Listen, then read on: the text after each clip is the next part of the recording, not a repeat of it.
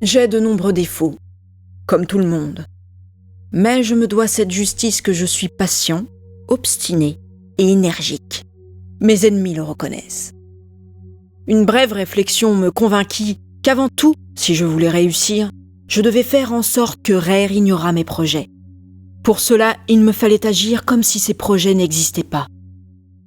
Après avoir fait venir un médecin qui m'assura que Silmé ne courait aucun danger immédiat, et avoir laissé auprès de ma pauvre enfant 2 femmes gardes-malades, je ressortis et m'enfus dans les galeries renfermant les arsenaux. Elles étaient situées, elles le sont encore, mais pour si peu de temps. Oui, elles étaient situées au 21e étage, au-dessous de la surface du sol, exactement sous le lit du fleuve Apa, qui lui-même passe sous la ville.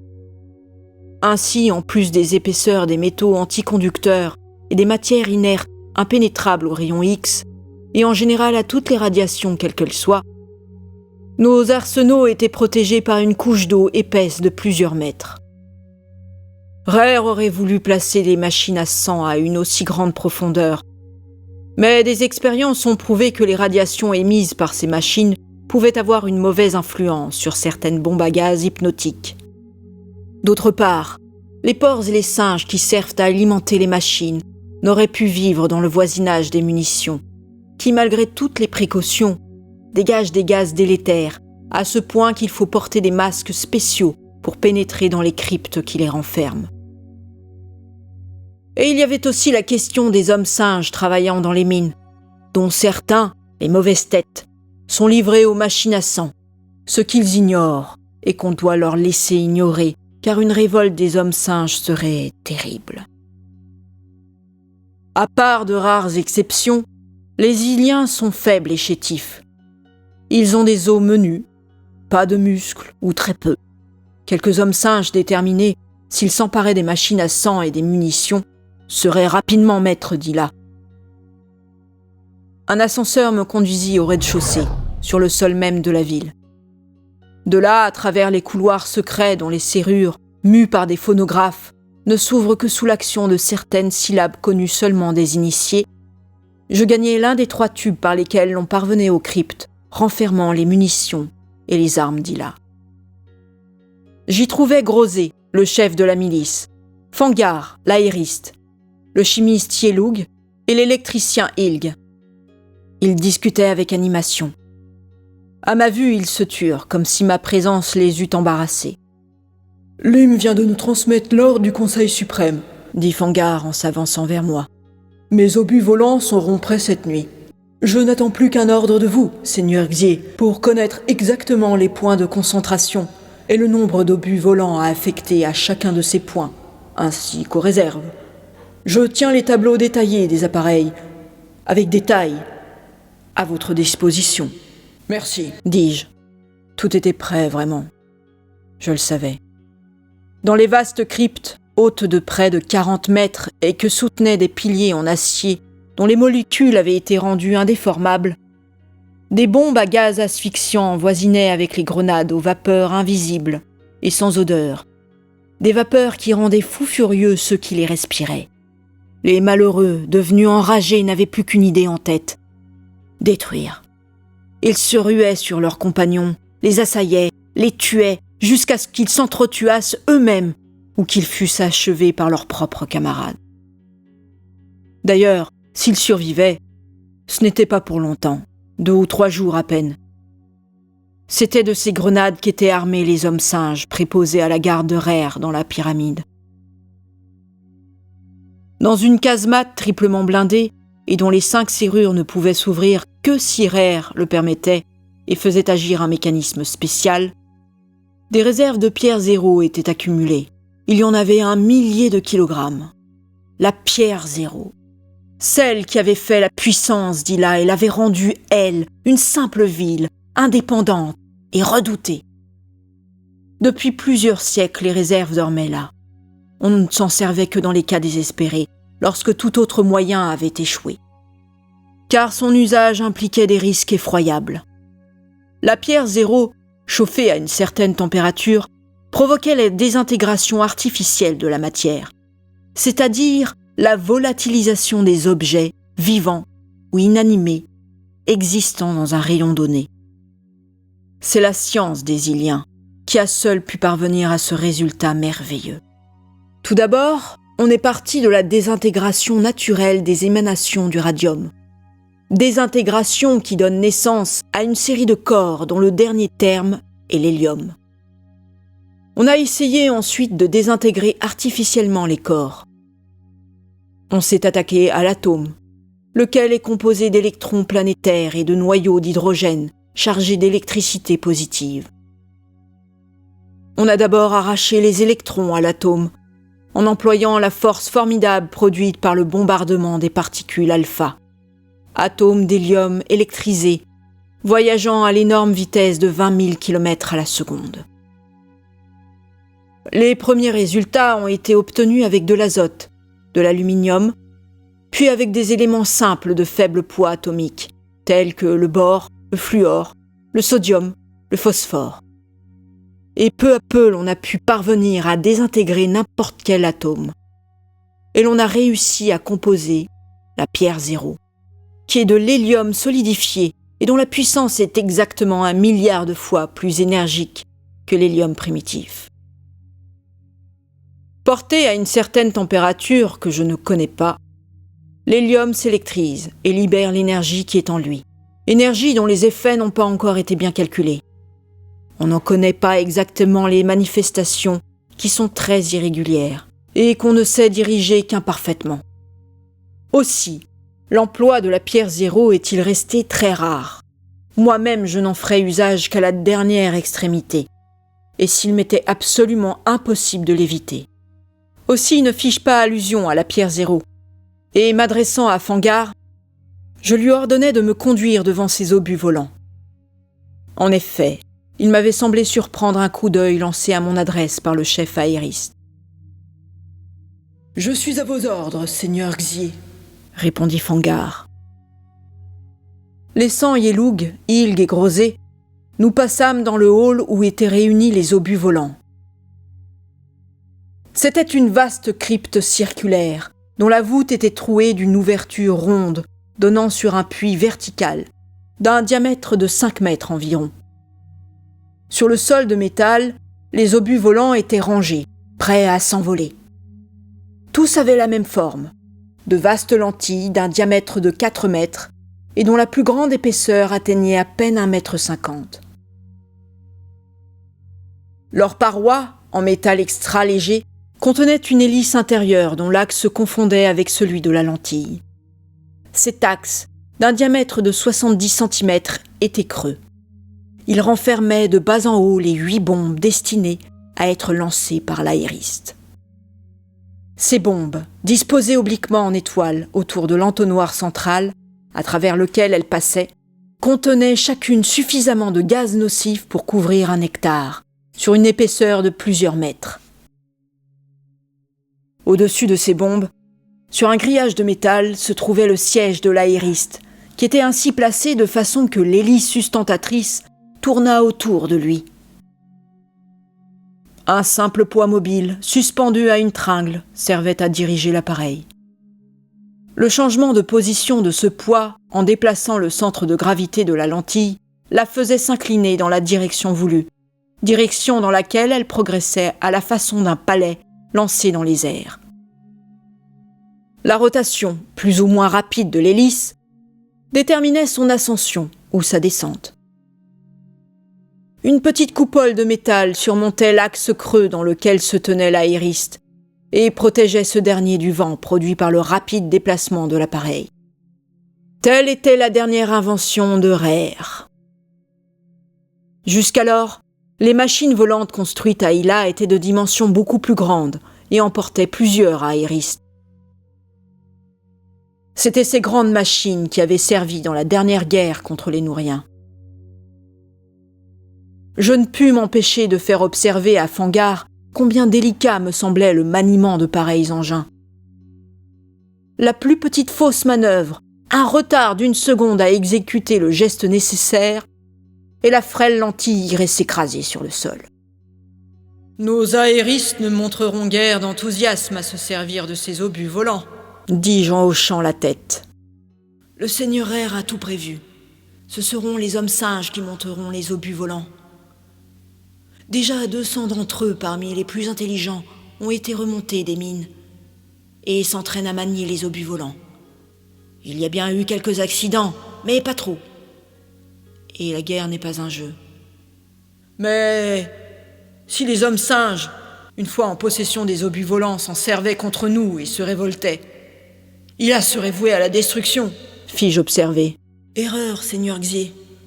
Les moteurs dont sont munis les obus volants sont mus par les rayons électriques produits par notre centrale et lancés à travers les airs.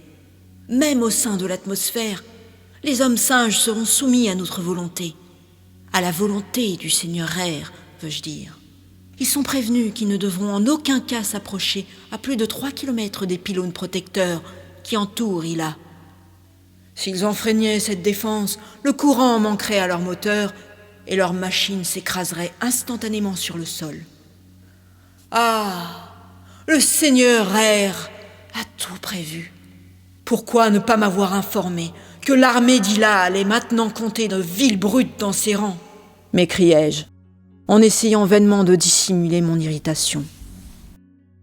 Ordre du Seigneur Air. Je ne répondis pas et examinai les obus volants. Je pus ainsi constater que Rare n'avait rien oublié. Chaque engin était muni d'un léger réservoir pouvant produire d'épaisses vapeurs dans lesquelles il était loisible à l'obus volant de disparaître s'il était serré de près par l'ennemi. J'interrogeai Fangar sur cette innovation, ou plutôt sur cette résurrection, car depuis longtemps l'on avait cessé d'employer des moyens aussi simples à Ila, et les précédents modèles d'appareils volants étaient construits avec un métal composé d'un alliage qui, en permettant aux rayons lumineux de le traverser, les rendait complètement invisibles. « Vous ne pensez pas tout, Seigneur Xier », me fit remarquer le chef aériste. « Chaque obus volant peut se rendre invisible en s'entourant d'un nuage que nos projecteurs spéciaux traverseraient et dissiperaient sans peine. Tandis que, si les nouveaux engins étaient en métal invisible, rien n'empêcherait les hommes singes de voler sur Ila sans que nous puissions les voir. » L'observation était juste. Je m'inclinai. La vaste crypte était déserte. J'en fis le tour, toujours flanqué de Fangar. Oui, il n'y avait personne dans la crypte. Je regardais sous les appareils. Je regardais autour de moi, au-dessus de moi. Personne. Ce soir, venez chez moi sans être vu. J'ai à vous parler, dis-je à Fangar. Le chef aériste me regarda dans les yeux. Il comprit à ma physionomie que la situation était sérieuse. Entendu, souffla-t-il. Comme vous le voyez, Seigneur Xier, les merveilleux appareils dus au génie de l'illustre Rare sont absolument au point et... Pourquoi Fangar parlait-il ainsi ? Je me retournai. Lim l'espion, l'âme damnée de Rare était derrière nous.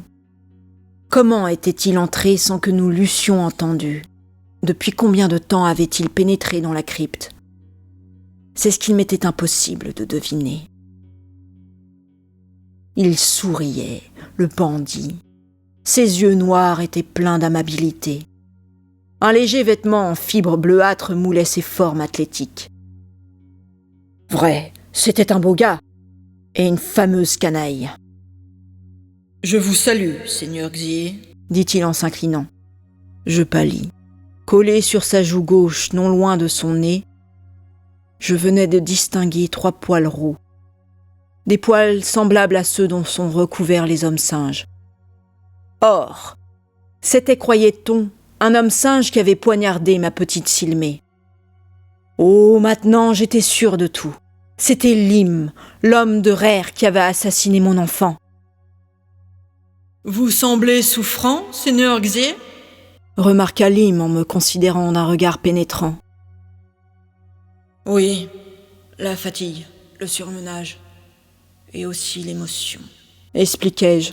« Cette guerre inattendue dont j'ai la responsabilité glorieuse, et aussi l'état de ma pauvre Silmé qui... Ah oui, l'on m'a dit que mademoiselle Silmé avait failli être victime d'un ignoble attentat. Permettez-moi, Seigneur Xier, de vous adresser mes félicitations pour la façon, pour ainsi dire, miraculeuse dont mademoiselle Silmé a échappé à son assassin. Il paraît que c'est le seigneur Tupaou, son fiancé, qui lui a sauvé la vie. Le brave jeune homme, digne de son illustre famille. Je vous remercie, dis-je. Pendant quelques minutes, me contenant à peine, je dus subir la présence de cet être immonde. Enfin, je prétextai les devoirs de ma charge et le quittai après avoir échangé un dernier coup d'œil avec Fangar. 3 heures durant, j'inspectais les magasins d'équipement. Je donnais audience à mes principaux officiers, des savants élevés à l'école de Rère, compassés, raides, pédants, des individus, enfin, qui ressemblaient plus aux machines qu'ils étaient chargés de faire fonctionner qu'à des hommes. Ah! S'il eût fallu se battre corps à corps, la vue d'un insecte était capable de les épouvanter. Je leur préférais encore les hommes singes chargés par Rère de piloter les obus volants. Ces devoirs remplis, je revins chez moi. Le soleil était à son déclin, mais grâce aux accumulateurs de lumière, les miroirs paraboliques continuaient à envoyer dans les puits d'éclairage une lumière blanche et égale. Sur les terrasses s'étendant autour de la pyramide, les Iliens se promenaient en devisant. Je pus voir que plusieurs me regardaient avec insistance. C'étaient des amis ou des parents des vieillards du Conseil suprême, et sans aucun doute étaient-ils plus ou moins au courant des événements qui se préparaient. Je regagnai ma demeure et courus dans la chambre de Silmé. Elle était vide. Les 2 femmes gardes malades avaient disparu. Et pas de Silmé. Je me sentis devenir fou. J'errai à travers les chambres en appelant stupidement mon enfant. Rien ne me répondit. À quoi bon m'étendre sur mes angoisses? Les heures passèrent avant que je comprisse la vérité. Silmé avait été enlevée. Tout d'abord, je conçus un espoir fou. C'était peut-être Tupaou qui avait enlevé ma fille pour la soustraire aux machinations de Rère. J'attendis. J'attendis encore. Tupaou ne vint pas, ni aucun message de lui. Ah, malheureux père que j'étais. Un timbre m'annonça que quelqu'un entrait chez moi. Je me précipitai. C'était Fangar, le chef aériste. Malgré ma terrible émotion, je remarquai que mon visiteur était livide et agité. « Qu'arrive-t-il, Fangar » m'écriai-je. « Ma fille est... » Fangar était un homme hardi, mais rempli de sang-froid, et avec cela strict sur l'indiscipline. Il avait une nuit heurté volontairement sa machine volante à celle d'un de ses subordonnés qui n'exécutait pas suffisamment vite un ordre donné. Les 2 engins avaient été précipités sur le sol. Fangar s'en était tiré avec quelques contusions, après avoir risqué la mort pour châtier une désobéissance.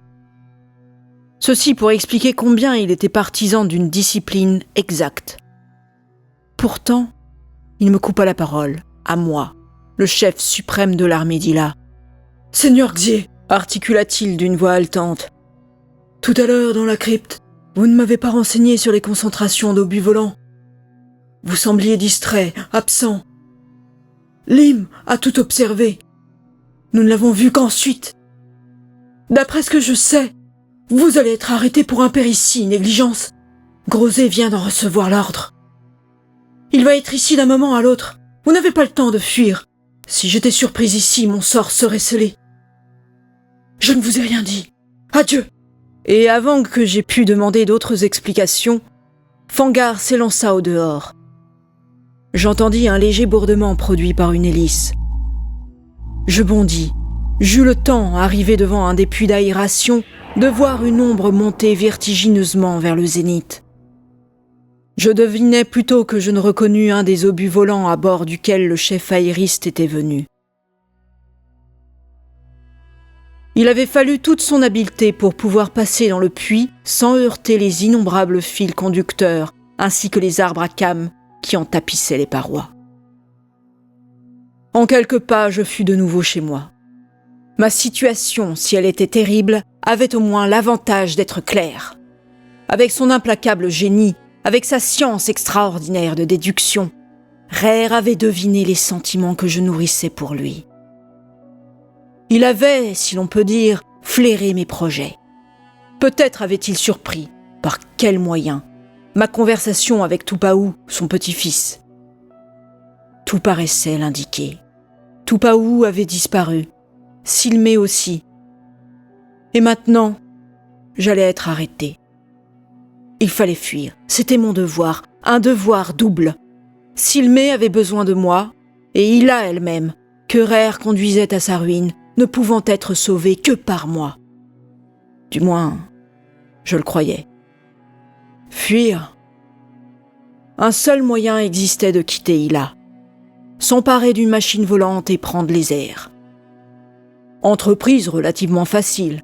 Les gardiens des machines ne pouvaient encore connaître les intentions de Rare à mon égard et me laisseraient respectueusement prendre un des engins. Toutes ces réflexions, on le devine, je me les étais faites en moins d'une minute. Je m'élançais vers le puits, faisant communiquer ma demeure avec les terrasses. Je ne l'avais pas atteint que je m'arrêtais net en entendant le sifflement d'un des ascenseurs. Je perçus un léger choc, et presque à la même seconde, Grosé, suivi de 6 miliciens, apparut. Tous portaient des vêtements antiradiants, faits d'un tissu composé de plomb et d'or. 2 miliciens, debout derrière Grosé, tenaient quelque chose dans leurs mains fermées. « Seigneur Xé » fit Grosé d'une voix qui me parut mal assurée. « Nous sommes ici par ordre du Grand Conseil. Veuillez nous suivre. »« Vous suivre ? Et où ?»« Nous avons ordre de nous assurer de vous, Seigneur Xé. Ne nous obligez pas à faire usage des bombes radiantes dont nous sommes munis. Nos ordres sont stricts. » Je compris. Ce que les miliciens tenaient dans leurs mains, c'étaient de petites bombes radiantes qui, en éclatant, donnent naissance à des ondes comparables à celles des rayons X, mais plus courtes, et qui ont la propriété de supprimer toute vie sur une certaine étendue. Des ondes si courtes qu'il en tient 17 millions dans un dixième de millimètre. Le moindre geste de résistance et j'étais anéanti. Grosé et ses miliciens, grâce à leurs vêtements dont la matière était si serrée que ces ondes ne pouvaient les traverser, ne risquaient rien. Je possédais bien un de ces vêtements, mais je n'avais pas pensé à l'endosser, ne pouvant prévoir quelles seraient les armes employées contre moi. Je me raidis et réussis à rester calme. « Je vous suis », répondis-je à Grosé. Celui-ci fit un signe.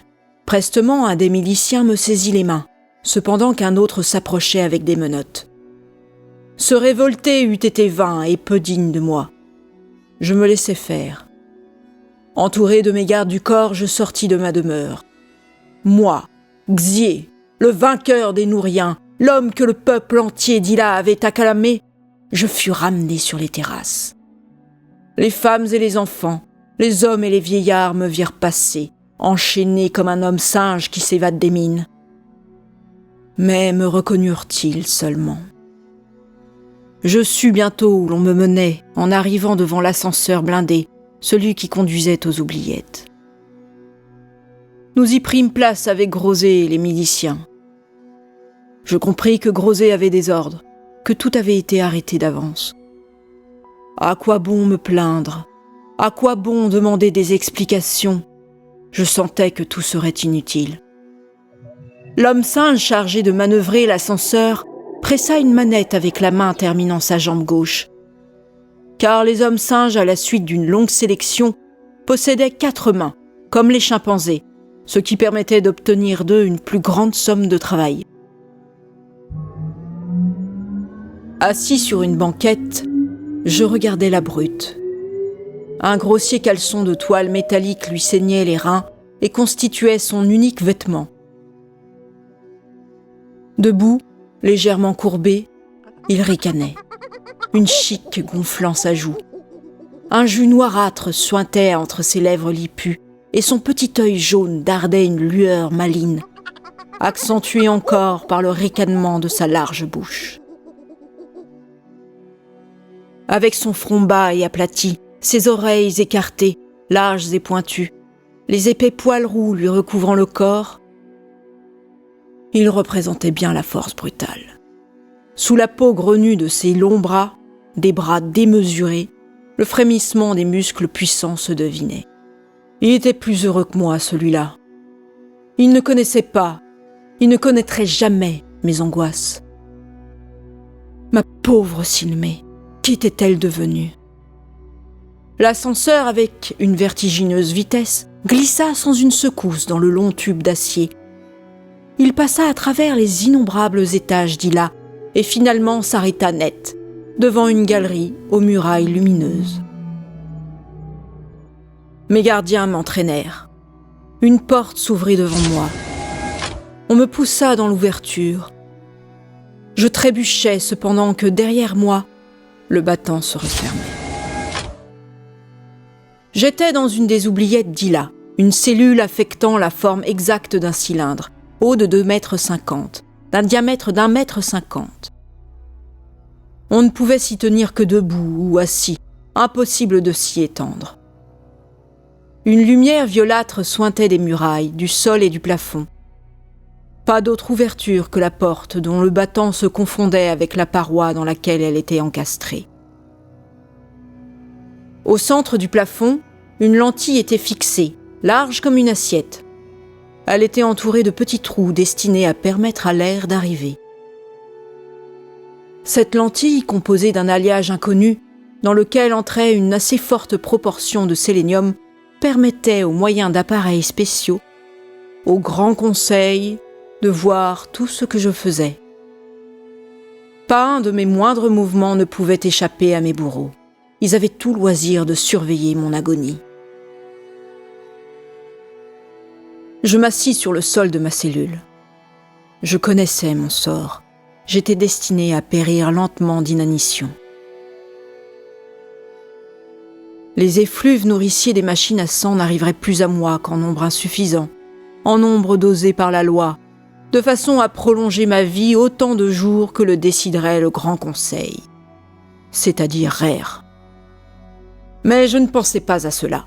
Je pensais à ma fille, à Silmé, qui, grièvement blessée, était certainement au pouvoir de Rare. Vivait-elle encore ? Je me raidis. Je ne voulais pas qu'on vît Xié abattu. Combien d'heures passèrent ? Je ne pus m'en rendre compte. Seul avec mes pensées, les membres tordus par les crampes, frémissants, fiévreux, inquiets, angoissés, je restais immobile dans le silence absolu. Des murailles, du sol, du plafond, la même lumière d'un rouge-violet persistait, une lumière implacable. Il me semblait voir par moments des nuages de sang passer devant mes yeux. Et Silmé, que devenait-elle ? La porte de mon cachot, porte invisible, ne devait se rouvrir, je le savais, que lorsque je serais mort, lorsque Rare, rassasié de vengeance, daignerait me laisser périr. Peu à peu, mes angoisses, mes tourments se calmèrent, c'est-à-dire devinrent moins violents. Je compris que je m'affaiblissais. Pourtant, je n'avais encore ressenti aucun sentiment de faim. Rare, je le comprenais, avait donné des ordres pour que l'on continuât à me faire parvenir le même nombre d'effluves osmotiques qu'à l'ordinaire. Il voulait prolonger mon supplice, mais mes tortures morales faisaient leur œuvre.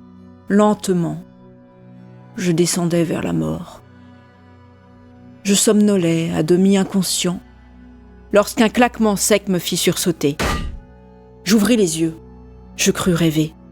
La porte de mon cachot, arrachée de ses gonds, semblait prête à s'écrouler sur moi, et par l'entrebâillement, entre le battant et le chambranle, Fangar, le chef des aéristes, la face couverte de sang, apparaissait.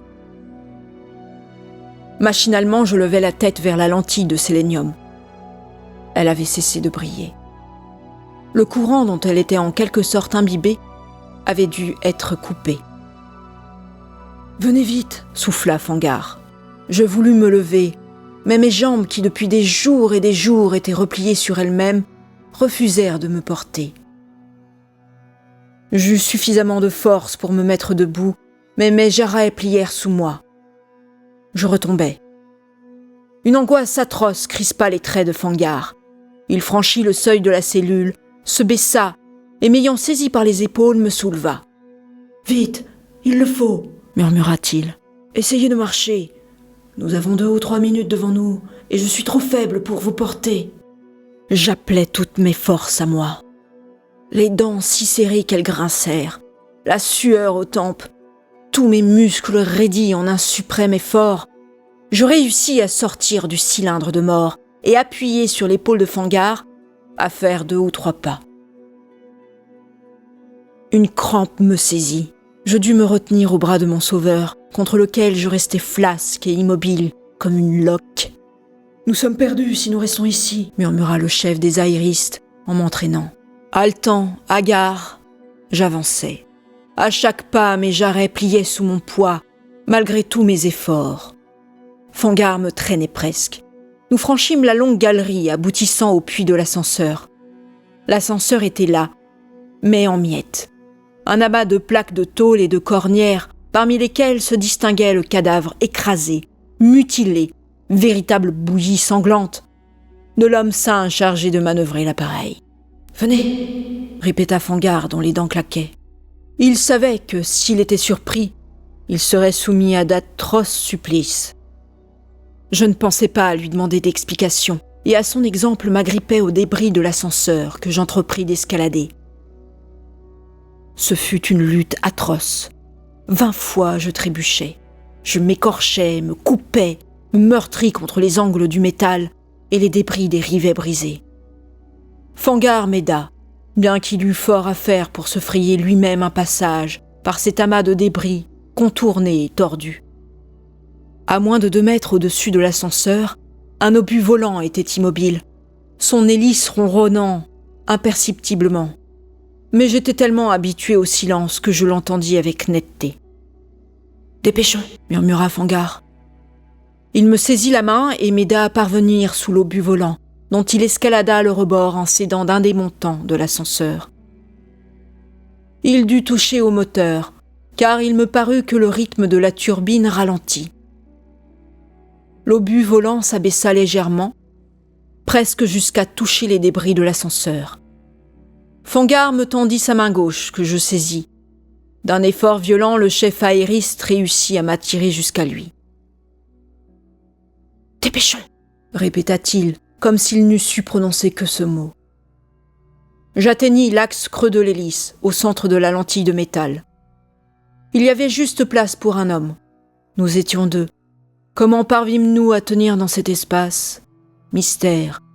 Nous savions tous 2 qu'il fallait absolument que nous y tinssions, sinon c'était la mort.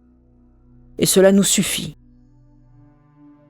Pressés, tassés l'un contre l'autre au point que nous ne pouvions faire le moindre mouvement et qu'il m'était très difficile de respirer, nous fûmes enfin installés. Je me trouvais entre les jambes de Fangar qui était presque assis sur moi. Et sous mes reins, je sentais les bombes rangées autour du cône de déchargement et qui ne constituait pas précisément un confortable coussin. Fangar, qui avait conservé ses bras libres, rabattit difficilement sur sa tête le capot de métal fermant la lentille. Il appuya sur un levier. Le moteur ronfla sourdement. Avec une effroyable vitesse, l'obus s'éleva. Il monta verticalement dans le puits encombré par les guides et les tiges de commande de l'ascenseur. Il fallut toute l'habileté de Fangar pour que la lentille n'accrochât point. Entre l'obus volant et les parois du puits, c'était à peine s'il y avait un espace de quelques centimètres. Nous nous élevâmes pourtant à plus de 600 km à l'heure. Je n'eus le temps de rien voir. Brusquement, nous jaillîmes hors du puits. Je distinguais en un éclair les clartés blêmes qui, dans la nuit, jaillissaient des puits servant à l'éclairage et au chauffage des maisons d'Ila. Il me sembla reconnaître la pyramide du Grand Conseil. Mais à la seconde suivante, nous fûmes en plein ciel parmi les nuées. Je haletais. Mes jambes, déjà ankylosées par leur longue immobilité dans la cellule, me causaient d'intolérables douleurs. Il me semblait qu'un bourreau me tordait les muscles. Et par suite de ma position, je respirais difficilement. Je savais que je ne devais pas bouger. Le moindre effort de ma part eût risqué de faire un faux mouvement à Fangar et de nous précipiter tous deux sur le sol. Les obus volants, je ne l'ignorais pas, jouissant d'un équilibre très délicat et facile à rompre. Quelques minutes s'écoulèrent. Le moteur ronflait avec régularité. Soudain, je le sentis ralentir. L'obus volant s'inclina brusquement, si brusquement que ma tête heurta avec violence le grillage intérieur qui me séparait de l'axe tournoyant de l'hélice. Je sentis que nous tombions. « Courant coupé !» eut le temps de m'expliquer Fangar. Je compris. Soit que notre fuite eût été découverte, soit pour toute autre cause, les ondes électriques faisant tourner le moteur de l'obus volant venaient d'être arrêtées. Et l'engin, obéissant aux lois de la pesanteur, se rapprochait du sol avec une rapidité vertigineuse. J'attendis la fin.